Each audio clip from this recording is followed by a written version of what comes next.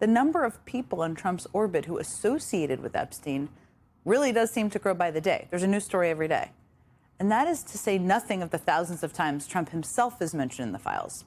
But guess what? Things are not going much better for the members of the cabinet who may have been breathing a sigh of relief because they are not in the Epstein files.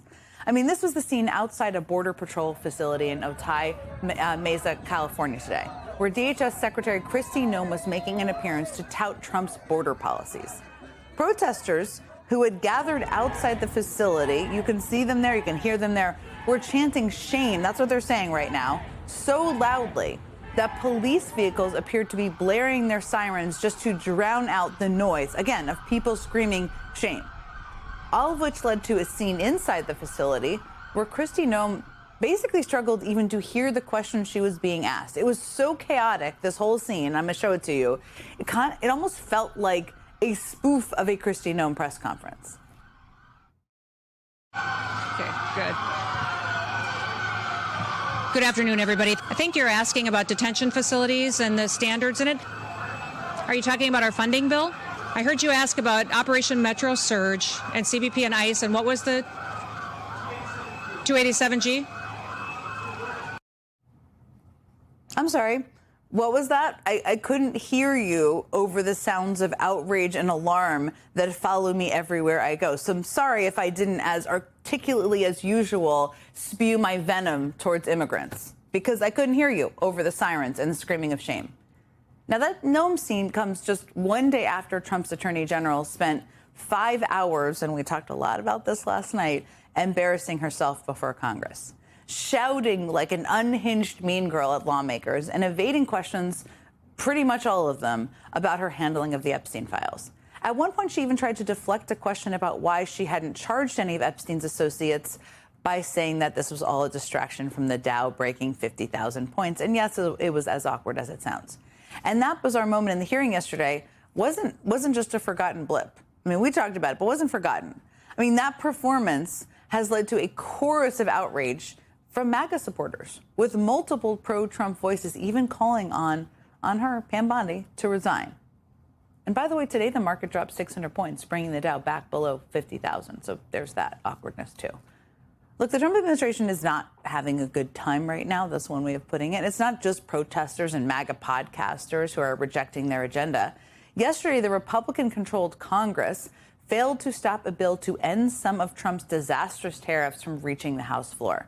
The bill passed with 6 Republicans, joining nearly all Democrats in a humiliating blow to Trump's signature economic proposal.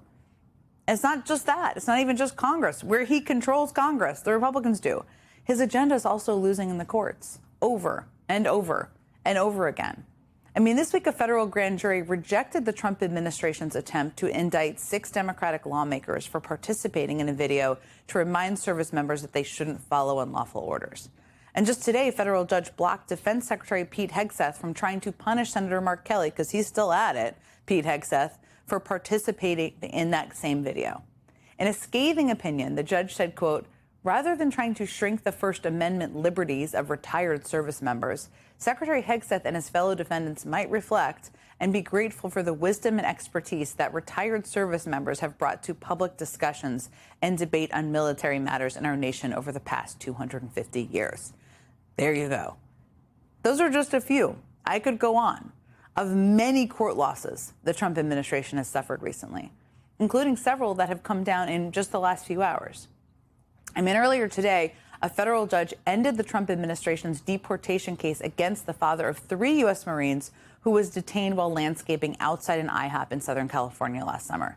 In another decision today, a federal judge ordered the administration to facilitate the return of 137 men who were deported at the beginning of Trump's term after this administration labeled them gang members. Then the administration faced another setback in the case of 2 men accused of attacking ICE agents with a shovel, one of whom was shot by ICE during the incident. Well, tonight, the Trump administration was forced to drop all criminal charges against those men.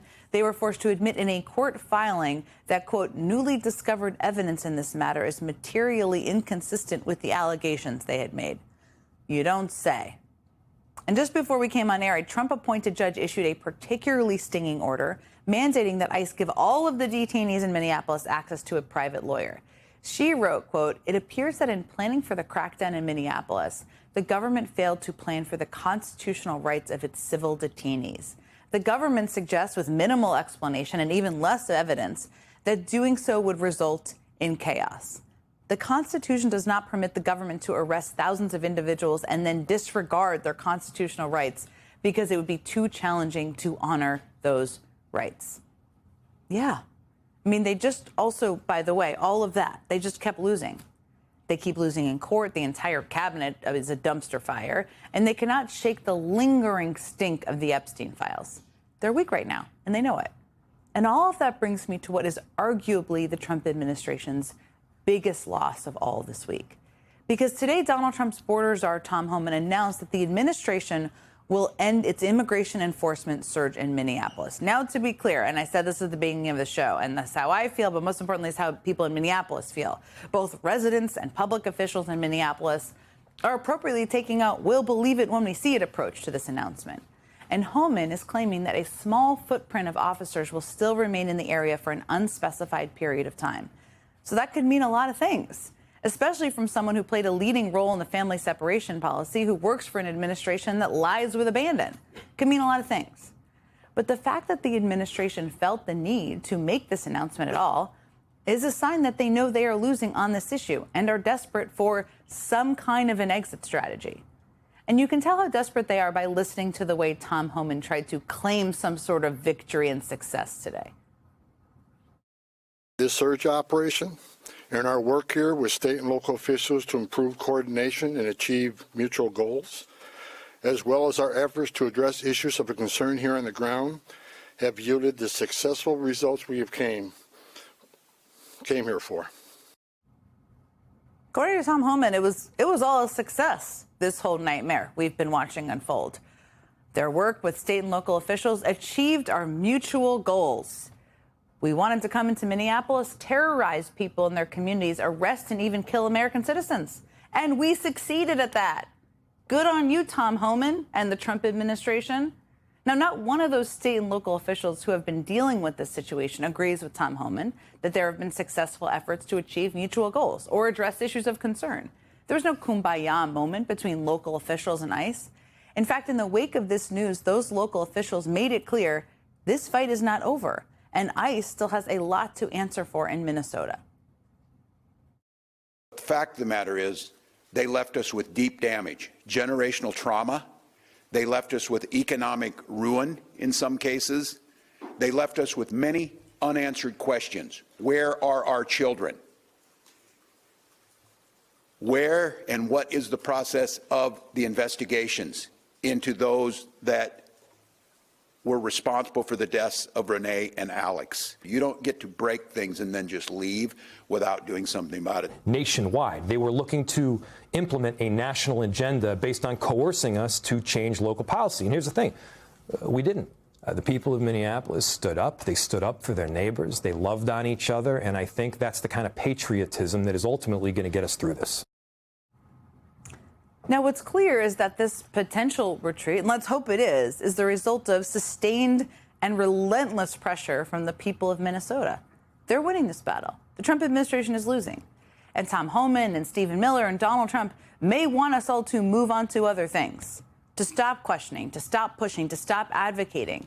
Because if everyone does that, then they can proceed without accountability. It's going to take that same sustained and relentless pressure to ensure that Minneapolis gets the justice it deserves. And joining me